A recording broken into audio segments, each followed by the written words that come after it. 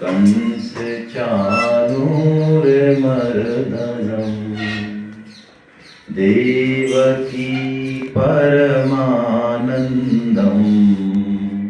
कृष्णं वन्दे जगद्गुरु।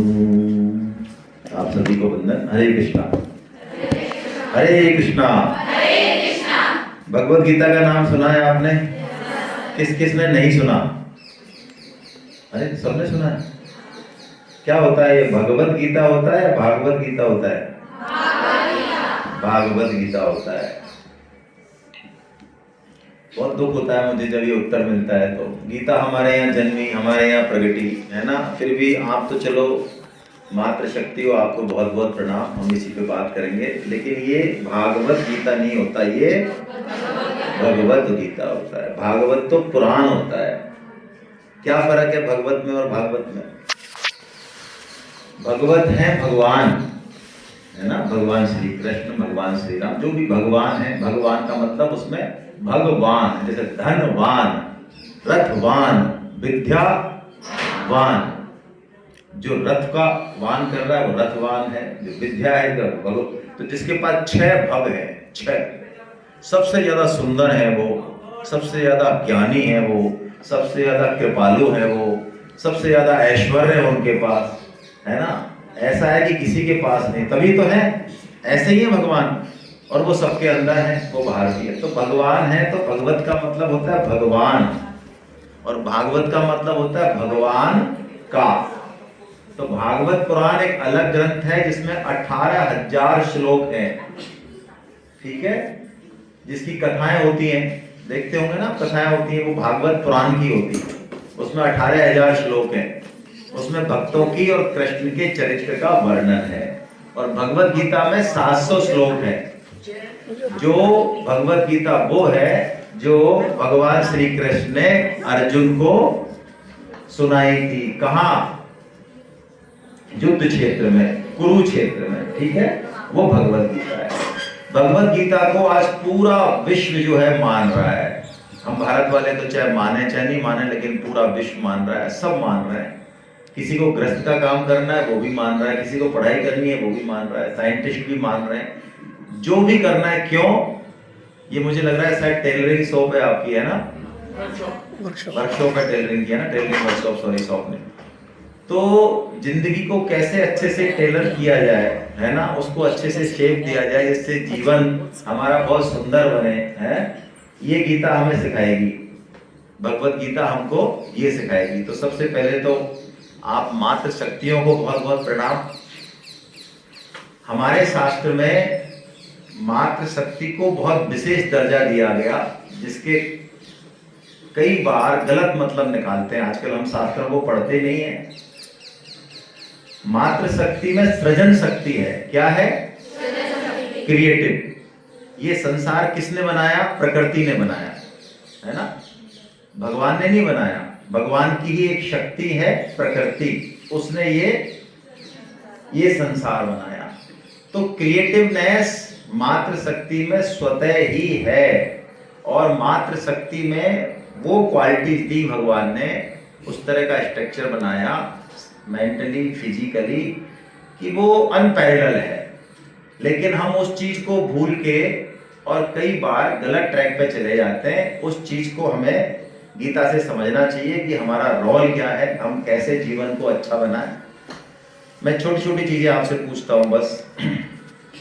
कोई चीज पहले बनती है, किसी भी चीज का निर्माण पहले होता है या उसकी आवश्यकता पहले होती है? पक्का है ना? वस्त्र हम बनाते हैं तो इसकी आवश्यकता पहले हुई या वस्त्र पहले बना? ये हॉल हमने बनाया, इसकी आवश्यकता पहले हुई या हॉल पहले बना? तो हर चीज की आवश्यकता है ना। उसके बाद वो चीज आती है। तो दुनिया में सबसे विलक्षण चीज ये मनुष्य शरीर है, जिसके बारे में हम बहुत ज्यादा जानते भी नहीं है अभी। ये मनुष्य शरीर बहुत विलक्षण है। ये हमारा ब्रेन इतना जबरदस्त है कि ब्रेन का 1000वां हिस्सा काम भी यदि कोई रोबोट करे ना, तो उसकी कीमत करोड़ों रुपए में है। आपको पता है नासा एरोप्लेन बनाता है, वो एरोप्लेन बहुत महंगे होते हैं, लेकिन फिर भी वो बहुत हैवी होते हैं और वो उतने प्रॉम्प्ट नहीं होते जितना कि एक मच्छर होता है। मच्छर में कितना वजन होता है? अच्छा, मच्छर कितना सेंसिटिव होता है कि मच्छर वहां बैठा है, मैं ऐसे हाथ यहाँ करूंगा, इतने में वो उड़ जाएगा, मर नहीं जाएगा, उड़ जाएगा। तो ऐसा मच्छर नासा बना भी नहीं सकता, और यदि बनाए तो कम से कम उसकी कीमत होगी 400 करोड़ रुपए, ऐसा बताया भाई। कितनी? बताओ, हमने ऐसे ही मार दिया एक मच्छर को। यानी मेरा जो मतलब है कहने का, हमारा शरीर इतना विलक्षण है, ये मनुष्य शरीर इतना विलक्षण है, इसमें इतनी सारी चीजें हैं कि इसके बारे में सोचते सोचते अभी तक वैज्ञानिक इसका पता नहीं लगा पाए। मेरा छोटा भाई न्यूरोलॉजिस्ट है, डॉक्टर है। मैंने उससे एक बार पूछा कि तुम ब्रेन पे काम करते हो, तो ब्रेन कैसा होता है अंदर से, ये आपने भी नहीं सुना होगा। उसने कहा, भैया क्या बताऊं मैं आपको, वो जो बता रहा है वो मेरी भाषा में समझा रहा है, उसकी भाषा में, मेडिकल भाषा में बात नहीं कर रहा। वो कह रहा है कि जैसे आधा किलो के डिब्बे में 1 किलो घी घुसा दिया जाए, ऐसा ब्रेन है अंदर से। कुछ भी पता नहीं है अभी भी डॉक्टर्स को, साइंटिस्ट को, कि ये ब्रेन वास्तव में काम कैसे। तो यदि ऐसा विलक्षण शरीर, इसका एक एक इसकी मैकेनिज्म इतनी जबरदस्त है हमारे सामने, लेकिन फिर भी हम अभी नहीं इसको जो है देख पा रहे हैं, कर पा रहे हैं अच्छे से। तो इसका भी कोई पर्पज होना चाहिए, नहीं होना चाहिए? तो उसका पर्पज हमें कौन बताएगा? देखिए, हम लोग सब यहाँ टीचर्स भी हैं, गुरुजन भी हैं। हम लोग एक बहुत रूटीन लाइफ जीते हैं। पैदा होते हैं, कुछ खाने कमाने के लिए कुछ सीखते हैं, फिर नौकरी लगते हैं, फिर शादी होती है, फिर वही जो बाकी लोगों ने किया वो हम सब करते हैं, और फिर वही जो बाकी लोगों का होता है बुढ़ापे में, वही हमारे साथ होता है और हम चल देते हैं। क्या नया किया? जो काम लाखों करोड़ों अरबों लोग कर रहे हैं, यदि वही काम हम चलो बहुत हाई स्किल पे भी कर दें, हमने बहुत अच्छे स्किल सीख लिए, हमने बहुत ज्यादा पैसा कमा लिया, लेकिन हम इस जीवन का पर्पस नहीं समझ पाए, तो हमने कुछ नहीं किया। तो गीता हमको मनुष्य जीवन का बेसिक जो पर्पस है, जो आवश्यकता है, वो बताती है, जिसके बारे में हम कभी सोचते ही नहीं है। क्यों बताती है गीता? गीता यूजर्स मैनुअल है। आप देखते हैं मोबाइल आप खरीदते हैं तो साथ में क्या आता है? मैनुअल आता है, सबको पता है। ऐसे ही मनुष्य जीवन का मैनुअल क्या है?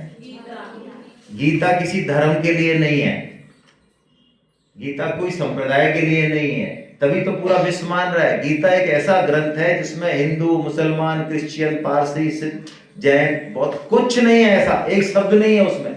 700 श्लोक है, आप देखेंगे यदि उसको, उसमें ऐसा कुछ भी नहीं है। वो नहीं आपको कुछ इस तरह की चीजें बताता है, वो तो ये बताता है कि हम कौन हैं, हमें अच्छा जीवन कैसे जीना चाहिए, हमें कैसे बिहेव करना चाहिए, हम स्किल कर रहे हैं, हम कर्म कर रहे हैं, उसका पर्पस क्या होना चाहिए। बहुत बेसिक बेसिक चीजें भगवत गीता बताती है। लेकिन बड़े आश्चर्य की बात है कि उसी भगवत गीता को हम ना छोटे बच्चे पढ़ पाते हैं और ना बड़ों को भी फुर्सत नहीं मिलती है। आप में से कितने लोगों ने भगवत गीता पढ़ी हुई है? एक हाथ उठाए, चलिए, हिम्मत है, आपको दाद देनी है। आधी पढ़ी है, चलिए, बहुत अच्छा बेटिया, पढ़ी है, 3 पढ़ी है। कोई श्लोक सुना सकता है मुझे भगवत गीता का? कोई भी एक श्लोक, बैठे बैठे सुनाओ, पढ़े भी मत हो।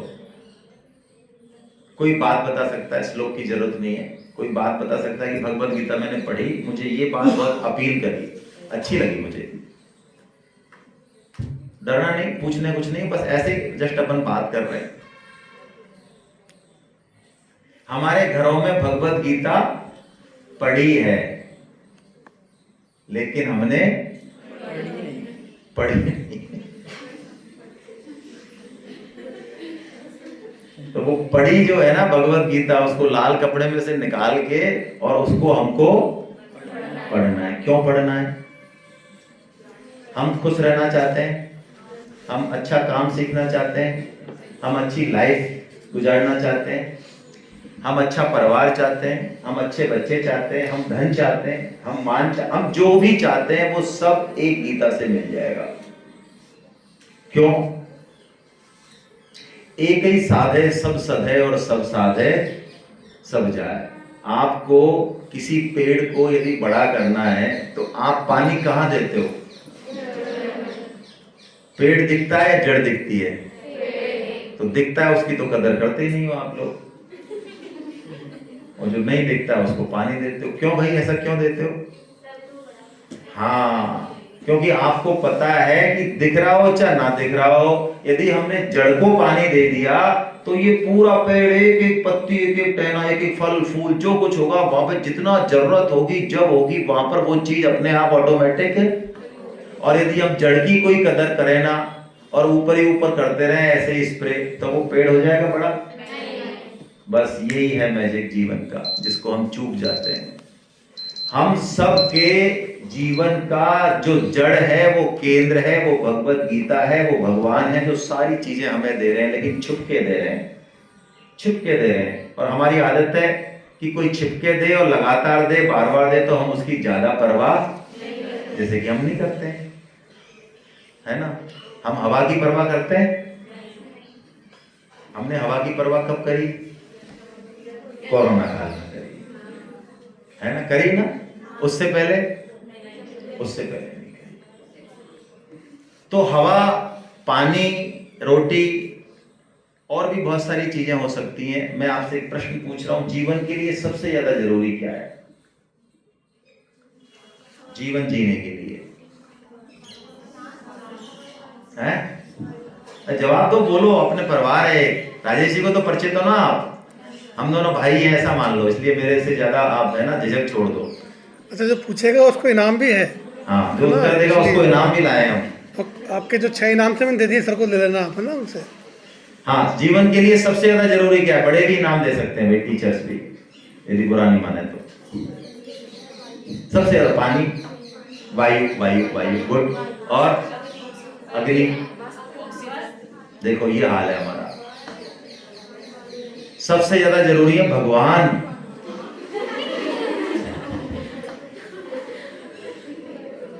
ये निकल जाते हैं ना यहाँ से, तो पानी भी चाहिए, वायु भी चाहिए, सब पढ़ाई रह जाता है। कोई वैल्यू है उसकी? अच्छा, हम जो, हमारी जो इतनी कदर हो रही है, हम सुंदर हैं, या हमें बहुत अच्छी टेलरिंग आती है, या हम बहुत अच्छे वर्कर हैं, हम बहुत अच्छा ट्रेड जानते हैं, ये वैल्यू जो हो रही है हमारी, जो हमारी रिकॉग्निशन है, ये बेसिकली इस ऊपरी स्ट्रक्चर से नहीं हो रही है। ये अंदर जो भगवान बैठे हैं, आत्मा परमात्मा कुछ भी कह लो, मैं नाम नहीं दे रहा हूँ, वो उससे है हमारा सबसे ज्यादा इंपॉर्टेंस। आप किसको याद करते हो? कोई मर जाता है, मान लो आपको पड़ोस में कोई मर गया, तो आप उसके स्वभाव को याद करते हो या ऐसे याद करते हो, यार ये मर गया, इसकी नाक बहुत अच्छी थी यार, बहुत सुंदर नाक थी, देखते ही मजा आ जाता था, ऐसे याद करते हो? या क्या याद करते हो? उसका स्वभाव याद करते हो। तो देखो, एक बहुत बेसिक चीज है, आप मातृशक्ति हो, इसलिए मैं कुछ चीज आपको देना चाह रहा हूं। मनुष्य जन्म में हमको 2 वीटो पावर मिली है, जिसका कि हमको पता ही नहीं है, ठीक है। मेरे पास ये, इसमें एक छोटा सा पत्थर है, मैं पत्थर समझ के उसको यूज कर रहा हूं। एक संत आए, उन्होंने मुझे बताया, और मैं गरीब हूं, है ना, इससे कभी कभी चटनी पीस लेता हूँ इस पत्थर से, और कोई आता तो कहता हूँ क्या कर रहे हैं, मर रहे हैं, गिर रहे हैं, काम कर रहे हैं, बहुत गरीब है। वो संत बताता है, अरे बावड़ा है तो वो पत्थर से लोहे को छुआता है तो वो लोहा सोना बन जाता है। वो कहता है ये तो पारसमणि है तेरे पास, लेकिन वो पारसमणि मेरे पास है, लेकिन मुझे उसका पता नहीं है, तो क्या फायदा है? ऐसे ही हम सबके पास, जो भी मनुष्य है, यदि तो मनुष्य तो है ना, हाँ, नाम वाम तो बाद में, है ना, गोत्र भी बाद में, वर्ण भी बाद में, धर्म भी बाद में, सब बाद की चीज है, मना नहीं है उसकी भी, मनुष्य है ना। तो हर मनुष्य के पास 2 वीटो पावर है। क्या है वो पशु के पास नहीं है, पक्षी के पास नहीं है, वो किसी के पास नहीं है, सिर्फ हमारे पास है। फीलिंग, कुत्ते को सहलाओ, रोटी दिखाओ और डंडा दिखाओ। हाँ बोलो। ब्रेन, हाँ, ऐसी कई स्पीसीज हैं जिनमें हमसे ज्यादा ब्रेन है। हमारे बच्चे, हमारे कई साथ के लोग कहते हैं कि अरे 25 साल तक इन बच्चों को पढ़ाया, अब ये जो है अपने मन से शादी करके भाग गए, हमें पता ही नहीं है ये ऐसे थे।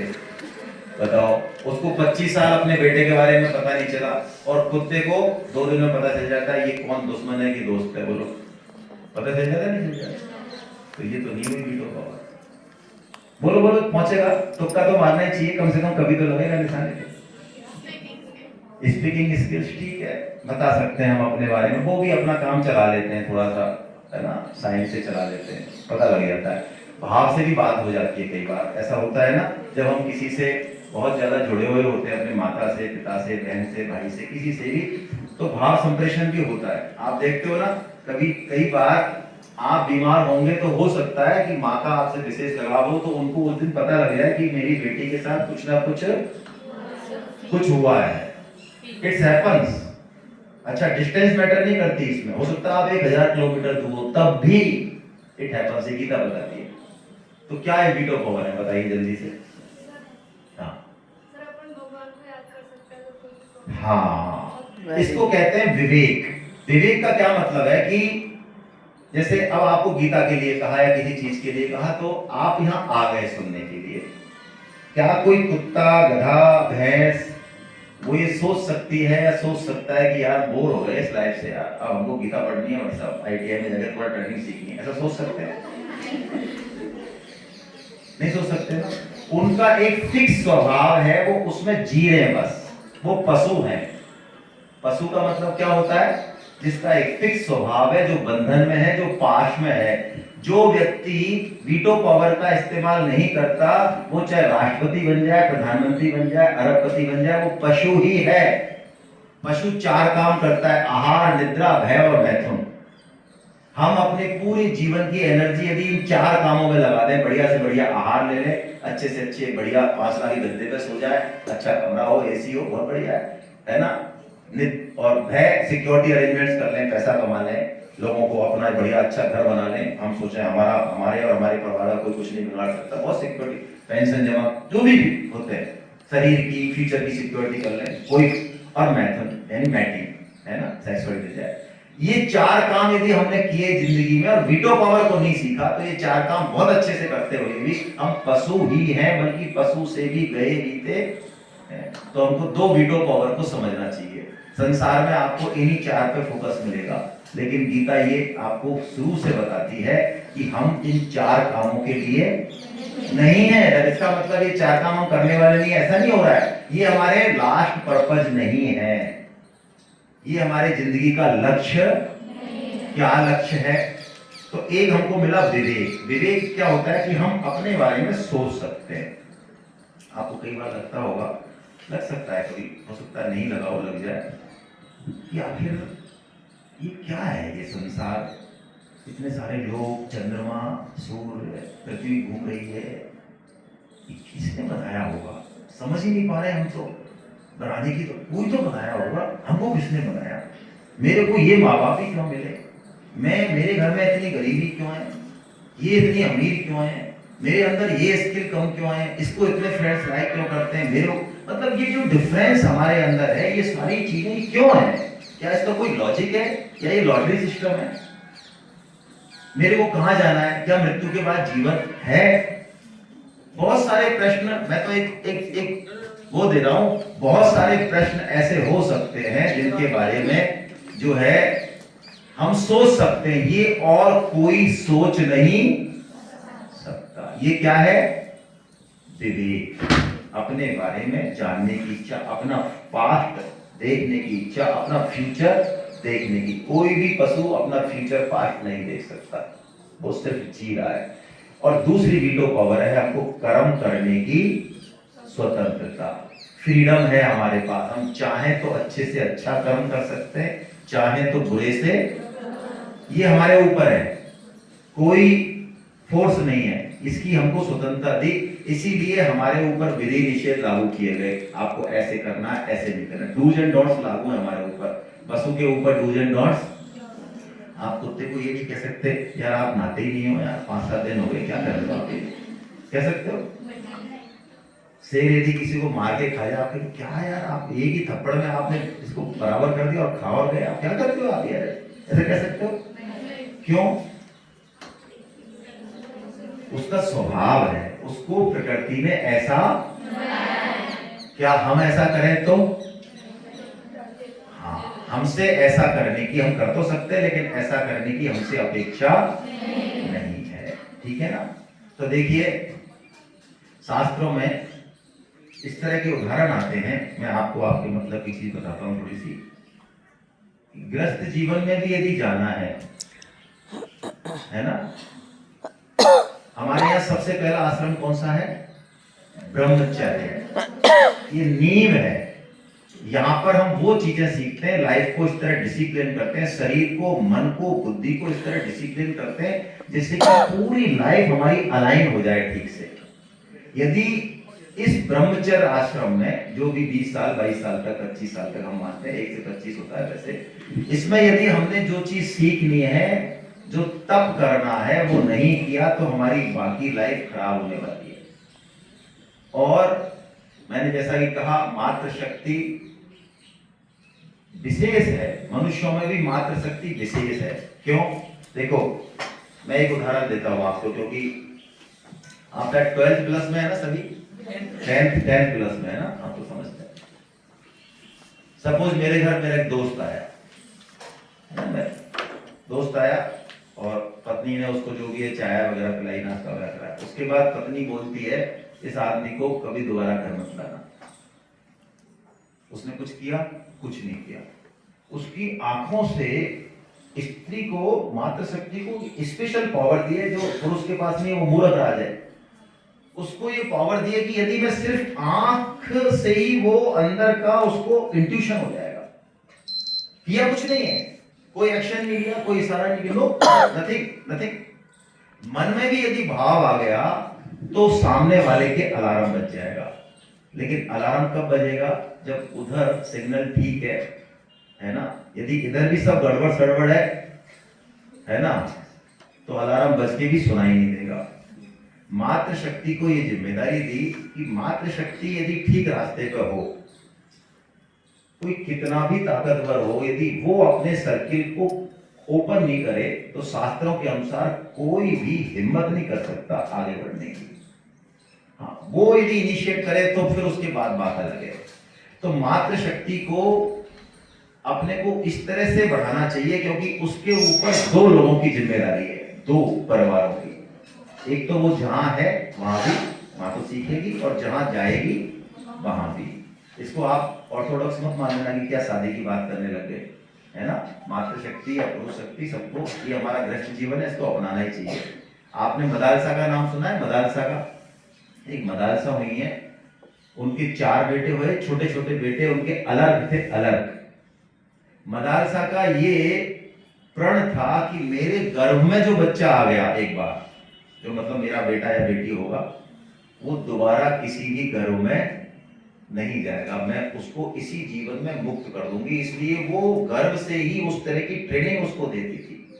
और मनुष्य जीवन जो हमको मिला है, ये खाने कमाने के लिए ही नहीं है, ये इसकी कोई आवश्यकता है जिसकी पूर्ति के लिए ये मिला है, और वो हम प्राप्त कर सकते हैं। क्या करना पड़ेगा? जंगल जाना पड़ेगा? नहीं। गीता हमको जो चीज सिखाती है, हम जो काम कर रहे हैं अभी आप तो देखो सारे बड़े एग्जीक्यूटिव और बड़े वर्कर हैं, मुझे बड़ी खुशी हो रही है इतनी मातृशक्ति। आप जो काम कर रहे हो और समाज में जब जाओगे, मैं स्टूडेंट इंजीनियर, मुझे पता है आप बहुत ही बेसिक लेवल पर हो जहां पर सब डिपेंडेंट है। आप चीफ को कह दोगे, एचई को कह दोगे, एक्चुअल में काम करने वाली ये फोर्स है जो आपके आईटीआई की ट्रेनिंग हो रही है ना, चाहे कंप्यूटर की हो, चाहे इलेक्ट्रिक की हो, चाहे मैकेनिकल की हो, चाहे ट्रेडिंग की हो, आपके हाथ में वो हुनर है कि जिससे कि आपको समाज में एक इज्जत मिलेगी, एक गति मिलेगी। तो अपने आप की इंपॉर्टेंस पहचानो। आप अपने आप को किसी से कमतर मानने की जरूरत नहीं है। क्यों? गीता कहती है कि हम जहां हैं, जैसे हैं, वहीं से उस टारगेट को हिट कर सकते हैं। आप तो चलिए वर्किंग होने वाले हैं, मैं तो कहता हूं कोई बिल्कुल गृहस्थ में भी है कोई लेडी, सिर्फ खाना बनाना जानती है, झाड़ू पोछा करना जानती है, गीता के अनुसार वो भी वही प्राप्त कर सकती है जो कि एक बहुत पढ़ी लिखी लेडी प्राप्त कर सकती है। यानी गीता के अनुसार असली चीज क्या है? हम अपने कर्म में वो चीज पैदा करें, कर्म को कौशल कैसे बनाएं, कर्म की युक्ति क्या हो कि वही कर्म जो रूटीन कर्म है हमारा, चाहे नौकरी करने का, चाहे फैमिली का, चाहे पढ़ने का, उसी कर्म से हम उसकी परमात्मा की प्राप्ति कैसे करें, ये टेक्निक हमको गीता देती है। और इसी को उसने कहा कर्म योग। क्या कहा? कर्म योग। कर्म से भगवान से क्या हो जाए, योग हो जाए। यानी रोटी बनाते हुए भगवान मिल जाए, और रोटी बनाते हुए छोड़ो, रोटी खाते हुए भगवान मिल जाए। बोलो, भोजन करना भी एक यज्ञ बताया गीता में, बात करना भी एक यज्ञ बताया गीता में। तो ऐसा एक टेक्निक है, इसलिए भगवत गीता को आपको अवश्य पढ़ना चाहिए। 3 ने हाथ उठाया है, अच्छी बात है। आपके मैं निवेदन करूंगा, आप सबके पास घर में तो मोबाइल होगा ऐसे कोई है क्या जो बिल्कुल ही मोबाइल नहीं देखते हैं? मैं सब जगह जाता हूं तो मैं ये प्रश्न पूछता हूं, मुझे उनके दर्शन करने होते हैं। देखो, आप बच्चे हो, बच्चे ही हो हमारे, मेरे बेटे ने बीटेक कर लिया, तो बच्चे ही कह रहा हूं मैं। तो सोशल मीडिया, किसी भी चीज का सदुपयोग और दुरुपयोग बहुत महत्वपूर्ण होता है। चीज अपने आप में अच्छी बुरी तो अलग बात है। सोशल मीडिया एक ऐसा राक्षस है जो आपको संपूर्णता से निगल जाएगा। हम 40-50 साल के होते हुए भी ऐसी सोशल मीडिया पे जो पॉइजन है, जो ब्लू पॉइजन है, जो कचरा है, यदि हम उसको टच करेंगे हमारी हालत खराब हो जाएगी। तो आप तो बिल्कुल एकदम रॉ हो। इसलिए बेहतर है कि जब तक हम एक जिंदगी में पायदान नहीं लेने, तब तक इस राक्षस से जितना हो सके दूर रहे। एक टारगेट दो मन को कि मुझे इतना ही देखना और ये चीज देखनी है, उसके बाद अलग हट जाओ बिल्कुल। क्योंकि ये चीजें हमको क्या करती हैं, अट्रैक्ट करती हैं। आपके साथ ऐसा होता है ना कि मेरे को 10 मिनट व्हाट्सएप देखना था और मेरे को 1 घंटा हो गया। बोलो, होता है नहीं होता है? होता है ना? ऐसा तो नहीं होता मुझे 1 घंटा पढ़ना था, 4 घंटे हो गए, उठने का मन ही नहीं कर रहा है। ऐसा तो नहीं होता? नहीं होता। तो ऐसा सबके साथ होता है। ऐसा इसलिए होता है कि हम सब लोग रजोगुनी हैं, हमारी भोगों में, इस तरह की चीजों में रुचि बहुत ज्यादा है। तो उस रुचि को हमको शुद्ध करना चाहिए। इसमें मजा नहीं है, इससे बहुत अनंत गुना मजा उसमें है जिसमें गीता कह रही है, लेकिन उसका अभी हमको आइडिया नहीं है, इसलिए हम इस कचरे में फंस जाते हैं। जिस दिन एक झलक मिल गई ना उस चीज की, हमको इस कचरे में फिर हम फंसने वाले। मैं एक एग्जाम्पल से अपनी बात करता हूं। आपके घर में माता जी ने, उनका छोटा बेटा या आप बिटिया आने वाली हो स्कूल से, आप छोटी थी जब आने वाली हैं, और माता जी ने क्या किया कि आपकी एक दिन स्वीट बढ़िया जो डिश है, आपकी फेवरेट डिश है, वो बनाई। ठीक है, आप 2 बजे स्कूल से आए, उन्होंने कुछ भी अभी तक खाया नहीं है, बढ़िया सी डिश बनाई, ये बनाया वो बनाया, और आते ही आप पहुंचे वहां पे, है ना, आप तो परेशान हो गए स्कूल में, तो बैग इधर फेंका, और आपकी मदर आपको खिला रही है खाना, और आप कुछ कर रहे हो, हिल रहे हो, छोटे से थे जब, और वो खिला रही है, वो पूछ रही है कैसा बना, खीर कैसी बनी तस्मे की, तो वो कहते बहुत अच्छी बनी। तो आपको जो मजा आ रहा है, आपको मजा आ रहा है खाने में, अच्छी आपकी फेवरेट डिश है, तो मैं आपसे ये पूछ रहा हूं कि आपको ज्यादा मजा आ रहा है या आपको खाते देख के आपकी मदर को ज्यादा मजा आ रहा है? मदर ने तो कुछ खाया ही नहीं है, सारी मेहनत की है, सब कुछ बनाया है, अभी भी एक गस्सा गया नहीं है, खा तुम रहे हो, मजा हो जा रहा है। ये क्या चक्कर है भाई? आप समझे मैं जो कहना चाह रहा हूं?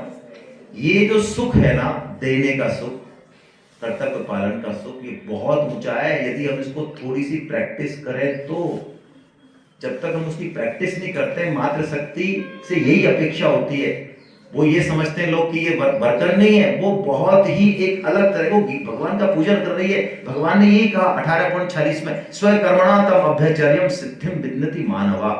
हे मनुष्य, सबके लिए कह रहे, तुम अपने अपने कर्मों से मेरा क्या करो, पूजन करो, तो तुम मुझे ही प्राप्त करो। अलग से कोई बात ही नहीं, अपने अपने कर्मों से। मेरा ये कर्म है, हाँ, झाड़ू लगाने का, इट्स ओके, छोटा सा दुकानदार वहां ओके, काला गोरा लूला लंगड़ा जैसा भी वहां ओके, सब भगवान के बच्चे हैं। तो आपको एक काम में एक टास्क दे रहा हूं आपको, लास्ट। माला देखी है किसी ने? किस किस ने देखी है घर में? चलिए, बहुत लोगों ने देखी है। तो आपकी मदर या घर में कोई भी करता होगा। देखो, ये माला जो है ना, ये बहुत गजब की चीज है। जो पढ़े लिखे बुद्धिमान लोग हैं ना, वो तो इसको वैसे ही समझते हैं, है ना, अधकचरे लोग। ये माला आपको जो चाहोगे वो दे देगी, जो चाहोगे। आप किसी मुसीबत में हो, आपको लग रहा है मुझे कोई सॉल्यूशन नहीं मिल रहा, मैं बहुत डिप्रेशन में हूं, आप माला की शरण में जाओ, आपको माला सॉल्यूशन देगी। गीता भी यही करती है। महात्मा गांधी ने ये बात कही है कि मेरे जीवन में पॉलिटिकल और इस तरह की सिचुएशन आई कि इधर गिरूं तो कुआ, इधर गिरूं तो खाई। मैंने भगवत गीता को खोला और मुझे बड़ा आश्चर्य हुआ। एक बार नहीं, दो बार नहीं, तीन बार नहीं, 20 बार मैंने जो खोला और जो पढ़ा तो मुझे अपनी प्रॉब्लम का सॉल्यूशन। और ये बात महात्मा गांधी के साथ हुई है तो हमें क्या, हमारे साथ हो तो हमें। तो मैं आपको एक टास्क दे रहा हूं, आपको कोई ऐसी बात जो आप पेरेंट्स को नहीं कह सको, टीचर्स को नहीं कह सको, कोई परेशान, कोई समस्या जो आपको लगता है भगवान के पास भी सॉल्यूशन नहीं है, आज मेरी बात को याद रख के आपसे मैं हाथ जोड़ के कह रहा हूं, आप भगवत गीता को वो कह दो और भगवत गीता का आश्रय लो। जितनी आपकी बड़ी समस्या नहीं है उससे ज्यादा सॉल्यूशन गीता के पास है, ये आप ध्यान रखना। दूसरा, माला जीवन में आप डेली करो। आपको कंसंट्रेशन चाहिए, आपको फोकस चाहिए, आपको मेमोरी चाहिए, आपको प्रसन्नता चाहिए, आपको बिहेवियरल चेंज चाहिए, जो चीज चाहिए आपको सब कुछ मिल जाएगा। एक माला करोगे तब भी। वैसे तो 16 माला करनी चाहिए डेली। कैसे करते माला पता है आपको? माला होती है, उसमें ऊपर ही ऊपर एक फूंदना होता है, ठीक है, और 108 उसमें बीड्स होती है, ठीक है। तो फूंदने पे जब हम हाथ लगाएं, हाथ ये वाली उंगली नहीं लगती है। यदि आप रखते हो माला को, एक तो माला की उसमें रखना चाहिए, माला हमारी माँ है तो माँ को कपड़े में रखना चाहिए, थैली में, ऐसे कभी नहीं करना चाहिए। ऐसे करते हैं ना लोग, वो ठीक नहीं है, ठीक है। माला को किस में रखें? लेक्चर चल रहा है। थैली में 2 ओपनिंग होती है, मेरे पास है नहीं, एक में हाथ चला जाता है, बड़ी ओपनिंग होती है, एक छोटी ओपनिंग होती है उधर, उसमें से इस उंगली को बाहर निकाल देते, फर्स्ट फिंगर को, इसको माला से टच नहीं कराते, है ना, कारण है कोई। अंदर से हमने माला पकड़ी, जो भी अपने इष्ट हैं, जो भी इष्ट हैं अपने, उनका ध्यान किया, क्योंकि वो उन्हीं के लिए कर रहे हैं हम। और हरे कृष्णा महामंत्र कलयुग के लिए सबसे इफेक्टिव बताया है, उसको आप कर सकते हैं बिना किसी विधि निषेध के, बिना नहाके भी, बिना नहाए भी, चलते फिरते भी, ब्रश किए तो, नहीं किए तो, जैसे भी चाहो उसको कर सकते हो, सोते बैठते, कोई उसमें कुछ नहीं है। एक माला कर सकते हैं आप, डेली करनी ही चाहिए। क्या है, कैसे करेंगे, ध्यान कर लिया। अब उसमें इस नाम में 2 बेसिक नाम है इस मंत्र में, एक तो कृष्ण है और एक, तो यदि आपका कृष्ण के प्रति भाव है तो पहले आप कृष्ण का उच्चारण कर लें, और राम के प्रति भाव है तो फर्क कुछ नहीं है।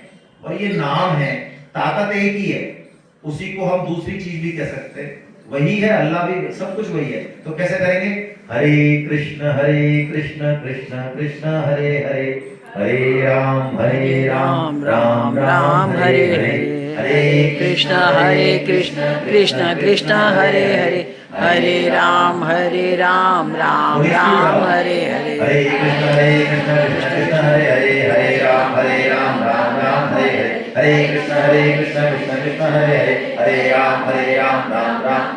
आपने इस मंत्र का सारा ले लिया, सारी फफूंद, टेंशन, तनाव दूर। कॉलगेट का सुरक्षा चक्र देखा, ऐड देखा? कॉलगेट का सुरक्षा चक्र तो कुछ नहीं है, फर्जी है। ये चक्र ऐसा बनेगा आपके चारों तरफ, उसको कोई भेद नहीं सकता। मैं यहाँ पे मजाक करने नहीं आया। यदि नाम का सहारा आपने ले लिया, नाम की ताकत आपने ले ली, आपका जीवन बिल्कुल अलग तरीके से रन करने लगेगा।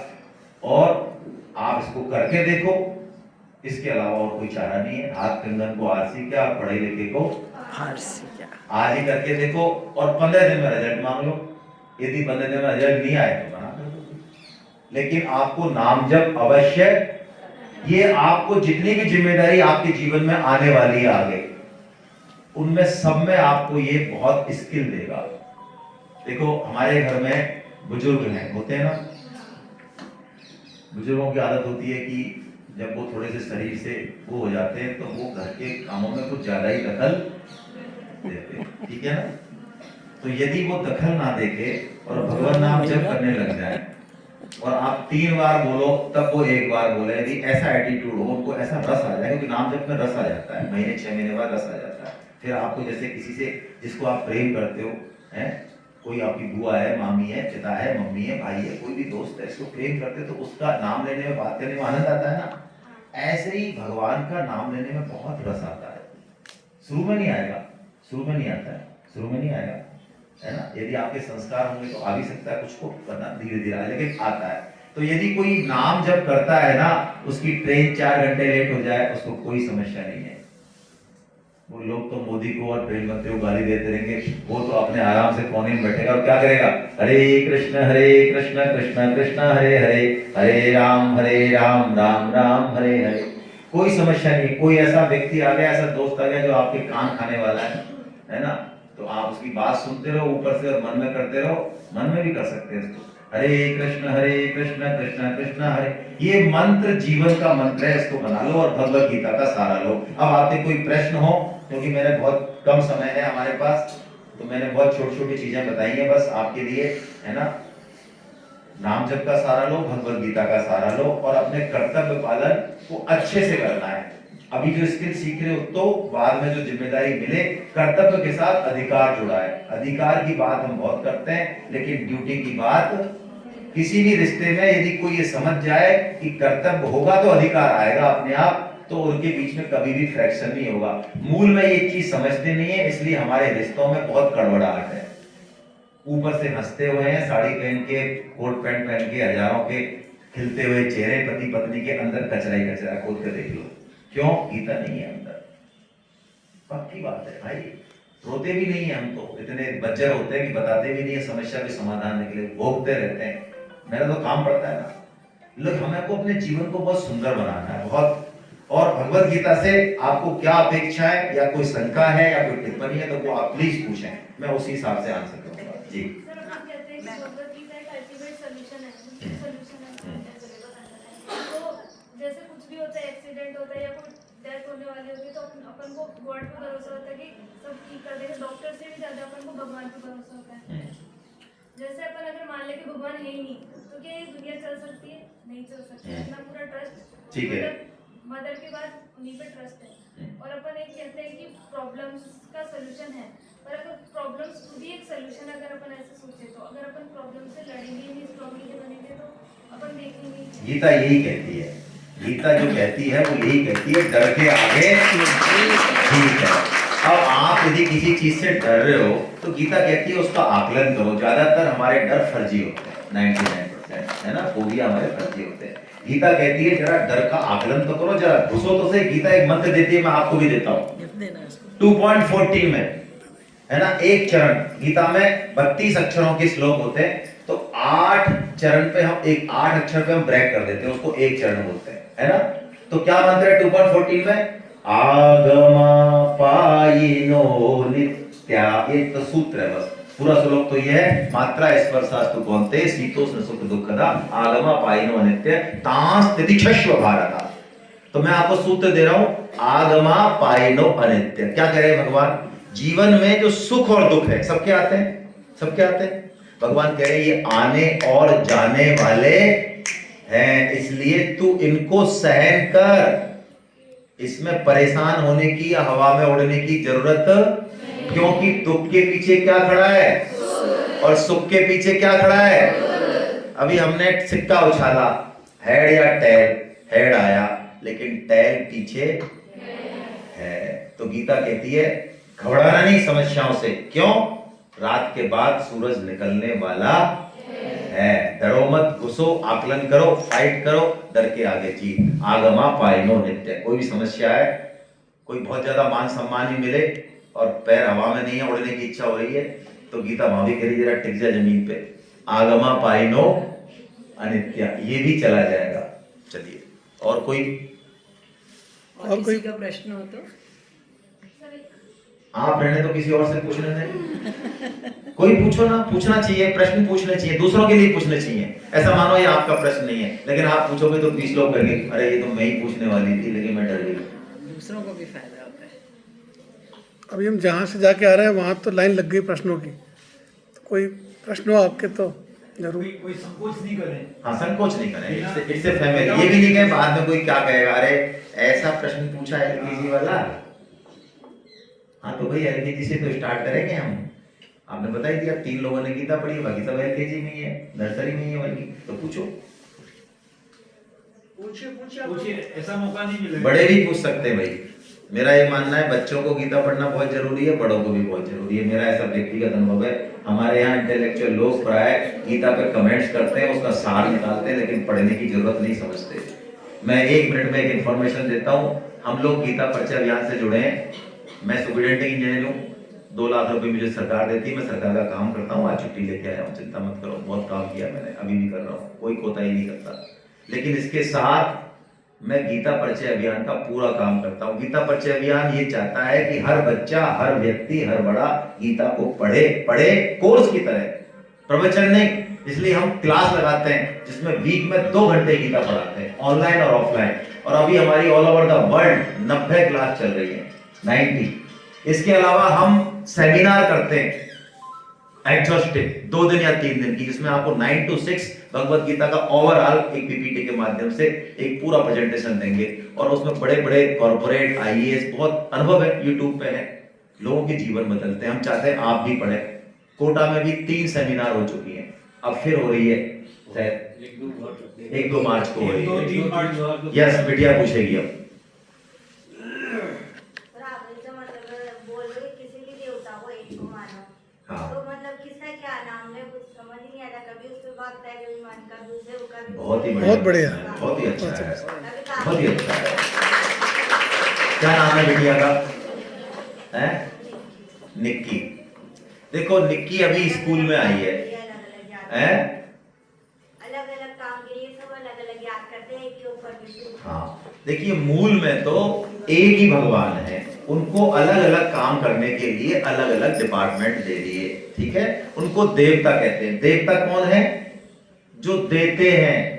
वो कौन है? देवता। वायु दे रही है ना हमको, वायु देवता। अग्नि मिल रही है ना, सूरज दे ही रहे ना, दे रहे हैं, टैक्स ले रहे हैं कोई बगल में, तो वो तो है देवता। और हम कौन हुए? हम लेवता।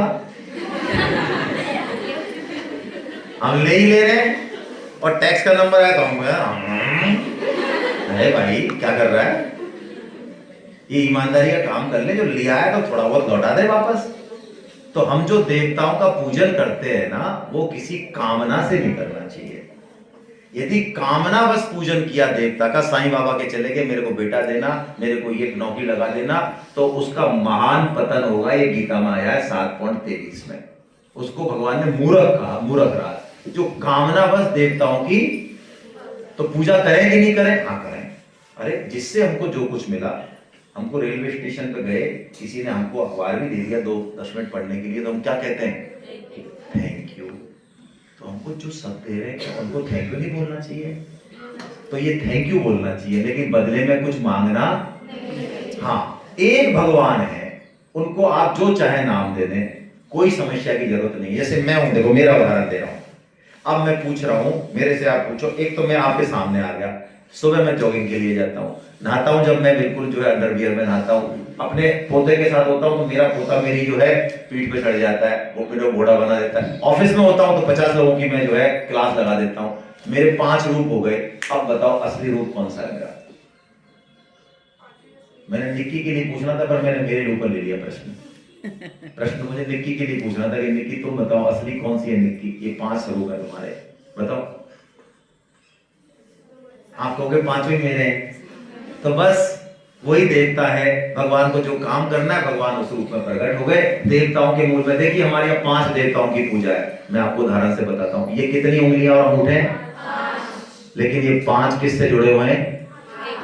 एक हाथ से। बस यही साइंस है। हरे कृष्ण। ठीक है, समझना? और किसी का कुछ प्रश्न? हाँ, सर जैसे अपन नाम लेते हैं ना, कृष्ण और कृष्णा, तो दोनों में क्या डिफरेंस? अंतर है। बहुत अच्छी बात है। देखिए अक्षर, आधा अक्षर होता है तो वो उसके साथ आ नहीं बोलता है ना, वो हलंत लगता है। जैसे बोलूं राम, तो मैं बोल के मैंने खत्म कर दिया क्योंकि हलंत है। अब मैं यदि पूरा है तो जो पूरा अक्षर बनता है वो आधा अक्षर प्लस ए के साथ बनता है। तो मैं क्या बोलूंगा? राम। क्या बोल? राम मां नहीं बोल रहा हूं मैं। एक्चुअली ये पता नहीं है लोगों को, इसलिए लोग कृष्णा कृष्णा करते हैं। कृष्ण, अपन ने कृष्ण बोला, कृष्ण खत्म कर दिया तो ये आधा हुआ। हमको क्या बोलना है? हरे कृष्ण न म राम राम राम राम। रामा नहीं है, रामा भी गलत है ना। कैसे भी हो नाम लेना चालू करो, है ना। तुमको तुम्हारा छोटा भाई यदि तुतलाती भाषा में बात करे तो कैसा लगता है? उसको व्याकरण नहीं आती, उसको हिंदी नहीं आती, उसको जर्मनी नहीं आती, कैसा लगता है? पता तो सही। उसको ये कहती है "हैं, पहले तो ठीक से व्याकरण ठीक कर फिर मेरे से बात करना", ऐसा कहते हो। अरे तो भगवान के हम सब बच्चे हैं, हम जैसे भी नाम लेंगे ना, हम भगवान को बहुत अच्छे लगते हैं। चालू करो, चलिए। ठीक है, और कोई? करोगे ना? ठीक है।